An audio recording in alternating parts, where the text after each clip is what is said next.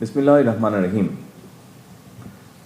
Special security force SSF এর 40তম প্রতিষ্ঠা বার্ষিকী উপলক্ষে আয়োজিত আজকের এই অনুষ্ঠানে উপস্থিত মন্ত্রিপরিষদ সদস্য এবং উপদেষ্টাবৃন্দ, সেনা, নৌ এবং বিমান বাহিনী প্রধানগণ,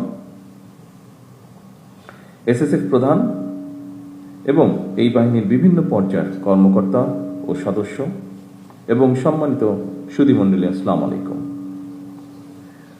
আজ থেকে 40 বছর আগে সময়ের প্রয়োজনে এই বিশেষ নিরাপত্তা বাহিনী প্রতিষ্ঠিত হলেও 1991 সালের 27শে সেপ্টেম্বর নাম পরিবর্তন করে এসএসএফ নামে এই বিশেষ বাহিনী যাত্রা শুরু করেছিল। দায়িত্বের পরিধিও বেড়েছিল। প্রতিষ্ঠাকাল থেকে আজ পর্যন্ত এই বিশেষ নিরাপত্তা বাহিনীর সঙ্গে যারা যুক্ত ছিলেন কিংবা বর্তমানে যারা দায়িত্ব পালন করে চলেছেন, আমি আপনাদের সবাইকে প্রতিষ্ঠা বার্ষিকীর শুভেচ্ছা জানাই।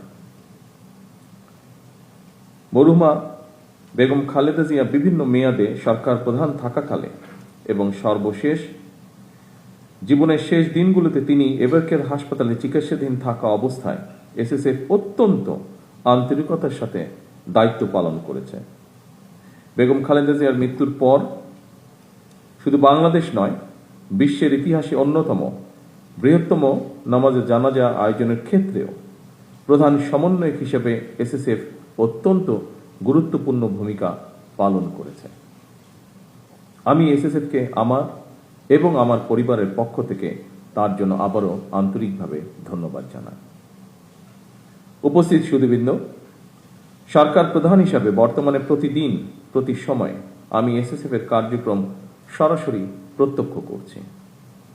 তবে এসএসএফ এর কার্যক্রমের সঙ্গে আমার পরিচয় নতুন নয়। মরহুমা প্রধানমন্ত্রী বেগম খালেদা জিয়া যখন সরকার প্রধান হিসাবে দায়িত্ব পালন করেছেন তখন থেকেই, অর্থাৎ আমার তরুণ বেলা থেকেই আমি এসএসএফ এর কার্যক্রমের সঙ্গে পরিচিত। এসএসএফ যখন প্রতিষ্ঠিত হয়েছিল সেই সময়ের সঙ্গে বর্তমান সময়ের অনেক পার্থক্য। বর্তমানে আর্থসামাজিক রাজনৈতিক অবস্থা ব্যবস্থা, ভূ রাজনৈতিক পরিস্থিতি এবং তথ্য প্রযুক্তির অবাধ বিকাশের ফলে বহুমাত্রিক নিরাপত্তা চ্যালেঞ্জ তৈরি হয়েছে। এইসব চ্যালেঞ্জ মোকাবেলায় আধুনিক ও যুগ উপযোগী প্রশিক্ষণের মাধ্যমে নিজেদেরকে সার্বক্ষণিক প্রস্তুত রাখা অত্যন্ত জরুরি। একটি বিশেষায়িত বাহিনী হিসাবে সাহস, দক্ষতা, কৌশল এবং সর্বাধুনিক প্রযুক্তিতে এসএসএফ এর পিছিয়ে থাকার কোনো সুযোগ নেই। উপস্থিত এসএসএফ সদস্যবৃন্দ, গত 12ই ফেব্রুয়ারি নির্বাচনে রাষ্ট্র পরিচালনার জন্য বিএনপি জনগণের ম্যান্ডেট পাওয়ার পর 17ই ফেব্রুয়ারি থেকে বর্তমান সরকার রাষ্ট্র পরিচালনার দায়িত্ব পালন করছে। রাষ্ট্রীয় নিয়ম অনুযায়ী সরকার প্রধান হিসাবে এসএসএফ সার্বিক নিরাপত্তা ব্যবস্থা গ্রহণ করেছে। আপনারা জানেন, জনগণের দুর্ভোগ লাঘব করে সড়কে যানবাহনের চলাচল স্বাভাবিক রাখতে আমি আমার গাড়িবহরের আকার সীমিত করেছি, যা ডিজি এসএসএফ ওনার বক্তব্যেও উল্লেখ করেছেন বিষয়টি। ফলে বিদ্যমান পরিস্থিতিতে সদস্য সংখ্যা বাড়ানোর পরিবর্তে এসএসএফকে হয়তো দক্ষতা এবং নিরাপত্তা কৌশলের উপরে বেশি জোর দিতে হচ্ছে। আপনারা যথাসম্ভব সুন্দরভাবে দায়িত্ব পালন করছেন। আমি আবারও আপনাদেরকে তার জন্য আন্তরিক ধন্যবাদ জানাই। একটি গণতান্ত্রিক সরকারের প্রধান হিসাবে রাজধানী ঢাকা এবং ঢাকার বাইরে দেশের প্রত্যন্ত অঞ্চলে প্রায়শই জনসভা এবং বিভিন্ন রাষ্ট্রীয় কর্মসূচিতে অংশগ্রহণ করতে হয়। এই ধরনের অনুষ্ঠানে ব্যাপক জনসমাগমের মধ্যে নিরাপত্তা নিশ্চিত করা কিছুটা জটিল বৈকি।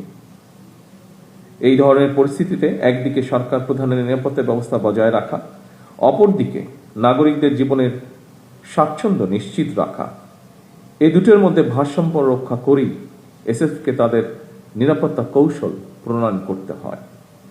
আমি মনে করি এই ধরনের পরিস্থিতিতে সুষ্ঠু এবং সমন্বিতভাবে দায়িত্ব পালনের মাধ্যমে এসএসএফ এর কর্মদক্ষতাও প্রতিবাদ হয়ে ওঠে। উপস্থিত সুধীবৃন্দ, এসএসএফ এর প্রতিষ্ঠা বার্ষিকের এই দিনে আমি আমার একটি বিশেষ দৃষ্টিভঙ্গির কথা আপনাদের সঙ্গে শেয়ার করতে চাই। একটি গণতান্ত্রিক সরকারের প্রধান হিসাবে জনগণের বিশ্বাস এবং ভালোবাসার উপরেই আমার সবচেয়ে বেশি নির্ভরতা। সুতরাং নিরাপত্তার ঘেরাটোপে যাতে সরকার প্রধানকে জনগণ থেকে দূরে ঠেলে না দেওয়া হয়, এই সফিস্টিকেটেড বাহিনীর হিসাবে সেদিকেও বিশেষভাবে লক্ষ্য রাখার জন্য আমি আপনাদের প্রতি বিশেষভাবে আহ্বান জানাই। উপস্থিত সুধীবৃন্দ, কিছুদিন আগেই আমি এসএসএফ এর নবনির্মিত অত্যাধুনিক ফায়ারিং রেঞ্জটি উদ্বোধন করেছি। উদ্বোধনী মহড়াও প্রত্যক্ষ করেছি। পেশাগত কর্মদক্ষতা বাড়াতে নবনির্মিত এই ফায়ারিং রেঞ্জ নিঃসন্দেহে বিশেষ ভূমিকা রাখবে। আমি আশা করি নিরাপত্তা কৌশল প্রণয়ন এবং নিজেদের পেশাগত দক্ষতা বাড়াতে আপনারা এই ফায়ারিং রেঞ্জের সর্বোত্তম ব্যবহার নিশ্চিত করবেন। 2002 সালের পরে এসএসএফ এর রেড বুক সময়ের চাহিদায় অনুযায়ী পুনরায় সংস্কার করে বর্তমানে আরো আধুনিক এবং সময় উপযোগী করা হয়েছে। এই রেড বুক এসএসএফ এর কার্যপদ্ধতি এবং পদ্ধতির নীতিমালা প্রদানের পাশাপাশি আইনি সুরক্ষাও নিশ্চিত করেছে। আপনাদের জন্য রেড বুকে উল্লেখিত নির্দেশনা সমূহ যথাযথভাবে অনুসরণ অবশ্যই জরুরি। তবে রেড বুকের নির্দেশনার পাশাপাশি সময় এবং পরিস্থিতি বিবেচনায় প্রয়োজনীয় তাৎক্ষণিক সিদ্ধান্ত গ্রহণ এবং বাস্তবায়নেরও সুযোগ রয়েছে। এসএসএফ এর মতো বিশেষিত বাহিনীর জন্য আধুনিক নিরাপত্তা কৌশল এবং প্রযুক্তিগত দক্ষতা অর্জনের পাশাপাশি প্রতিটি সদস্যের সাহস, সততা, বিশ্বস্ততা, সর্বোচ্চ পেশাদারিত্ব, নিয়মানুবর্তিতা এবং সর্বোপরি চেইন অফ কমান্ড, এই বিষয়গুলো কঠোরভাবে মেনে চলা অপরিহার্য। উপস্থিত সুধীবৃন্দ, রাষ্ট্রপ্রধান, সরকার প্রধান এবং দেশে বিদেশে রাষ্ট্র ঘোষিত বিশেষ গুরুত্বপূর্ণ ব্যক্তিদের নিরাপত্তা নিশ্চিত করার সঙ্গে দেশের জাতীয় নিরাপত্তার বিষয়টিও জড়িত। সুতরাং নিরাপত্তা ব্যবস্থা সুদৃঢ় করতে দেশের অন্য সকল নিরাপত্তা আইন শৃঙ্খলা বাহিনী, গোয়েন্দা সংস্থা এবং বিভিন্ন মন্ত্রণালয় সমন্বয়ের মাধ্যমে এসএসএফকে নিরাপত্তা কৌশল নিশ্চিত করতে হয়। আমি মনে করি সমন্বয় যত বেশি দক্ষতার সঙ্গে করা যায়, নিরাপত্তা ব্যবস্থাও তত বেশি সুচারুরূপে সম্পন্ন করা সম্ভব হয়। দেশের সেনা, নৌ বিমান, পুলিশ এবং আনসার বাহিনীর মধ্য থেকে দক্ষ কর্মকর্তাদের বাছাই করে এসএসএফ গঠন করা হয়। এরপর আপনাদেরকে গুরুত্বপূর্ণ ব্যক্তিদের নিরাপত্তার জন্য আপনাদেরকে দেশে এবং বিদেশে উন্নত মানের প্রশিক্ষণ গ্রহণ করতে হয়। আধুনিক বিশ্বের সঙ্গে তাল মিলিয়ে এসএসএফকে আরো কর্মদক্ষ করে গড়ে তোলার লক্ষ্যে সরকার প্রয়োজনীয় সব ধরনের পদক্ষেপ অব্যাহত রাখবে ইনশাআল্লাহ। উপস্থিত সুধীবৃন্দ, আরো একটি বিষয়ের উপরে আপনাদের দৃষ্টি আমি আকর্ষণ করতে চাই। অবশ্যই আপনারা গুরুত্বপূর্ণ ব্যক্তিদের নিরাপত্তাকে সর্বোচ্চ প্রাধান্য দেবেন। তবে দায়িত্ব পালন করতে গিয়ে জনগণ যাতে কোন রকম রূঢ় ব্যবহারের শিকার না হন, সেদিকেও আপনাদেরকে বিশেষভাবে নজর রাখার জন্য আমি আহ্বান করব।